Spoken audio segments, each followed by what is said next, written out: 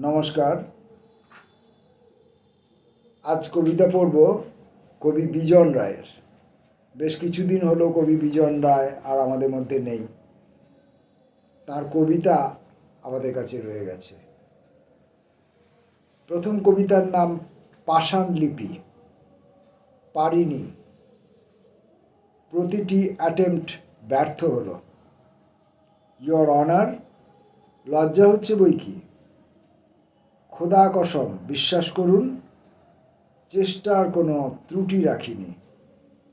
যতবারই ঝাঁপিয়েছি কে যেন টেনে ধরেছে। এখন আমার একটাই আবেদন, ভবিষ্যতে কোনো ঘুড়িকে আর যেন লাটাই নির্ভর না হতে হয়।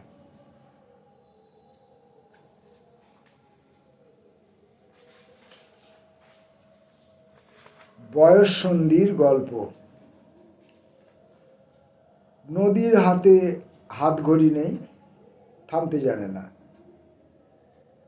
অনর্গল কথা বলে, শোনে পাথর কিছু কিছু গুল্ম।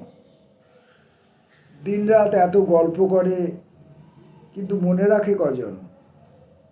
সারা দিন শুধু হাসি, একসময় হাসতে হাসতে উথলে ওঠে ঢেউ। তখনই মা বলে, মেয়ে সাবধান, সামনেই শ্রাবণ, শাড়ির আঁচল তুই ঠিক রাখ। পড়ছি বিজন রায়ের কবিতা প্রাণ। পৌনপুনিক মৃত্যু নিয়ে অযুত উল্লাস। প্রত্নঘড়ি হাসে, বন্ধ হয়ে থাকা জীর্ণ বাড়ির দরজার কড়া ধরে একটু ঝুঁকে দাঁড়াই। দেখি পুরনো ইটের ফাঁকে ফাঁকে আটকে আছে সুতীব্র সবুজ।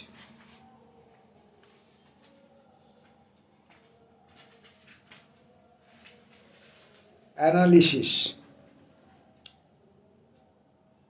ছিপ ফেলে চেয়ে আছি ভোরের পুকুরে। পুরোহিতের মতো ঘন্টা বাজিয়ে চলে যাচ্ছে সময়। পুরোহিতের মতো ঘন্টা বাজিয়ে চলে যাচ্ছে সময়। বাহ!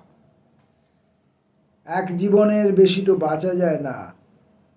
আদতে এসব কথা সত্যি নয়, অনেকটা সত্যির মতো। তোমাকে চিনব বলে আমি শুধু কাঁপছি। কাঁপতে কাঁপতে তোমার উত্তাপ ও ওমে চোখে ঘুম আসতেই আরও হাতছানি।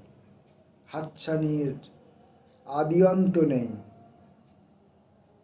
এভাবে কি কখনো কোথাও যাওয়া যায়?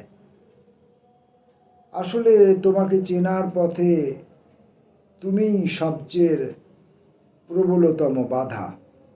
100 বার, 100% সত্যি কথা।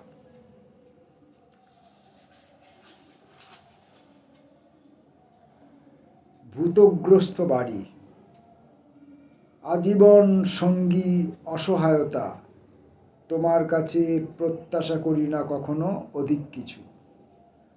অবাঞ্ছিত প্রশংসার যে ভূতগ্রস্ত বাড়ি, তার দেওয়ালে শুয়ে থাকা নির্বিরোধী ইঁট আমার কাছে গোপন করে ব্যক্তিগত ভাষা। সেই কবে থেকে পরাজয় শুরু। পরাজয় সহ্য করার পরও ধ্বংস ও সৃষ্টির মাঝখানে বিমূঢ় তাকিয়ে আছি পুনরায় ব্যর্থ হব বলে। ব্যর্থ হতে চাওয়া তো আমাদের সাধনা। যেদিন ব্যর্থ হব, সেদিন চূড়ান্ত ব্যর্থ হব, সেদিন আমাদের চূড়ান্ত সফলতা। চাঁদের এপিঠে। পায়ের পাতায় ডুমুরের মতো ফোসকা। দীর্ঘ পথ হেঁটে এসে নিয়ম মাফিক ঝরে যাচ্ছে সংযত সঙ্গীত। চলে যাবার আগে প্রতিশ্রুতি যদি ভুলে যাই মার্জনা করো। এখন পায়ের নিচে অতৃপ্ত ঘূর্ণি শুষে নিচ্ছে পোয়াতি ধানের দুধ। এখানে চাওয়া পাওয়ার ধাক্কাধাক্কি ছিল, ছিল সাদা কালোর চোরা টান, দৌড় যেমন ছিল, ছিল পিছলে যাওয়াও। চিলের কান্নার মতো শব্দের বোঝা বুকে নিয়ে হেমন্তের ছায়ামাখা ঘাসে শুয়ে আছি, প্রান্তরের মতো নীরবে।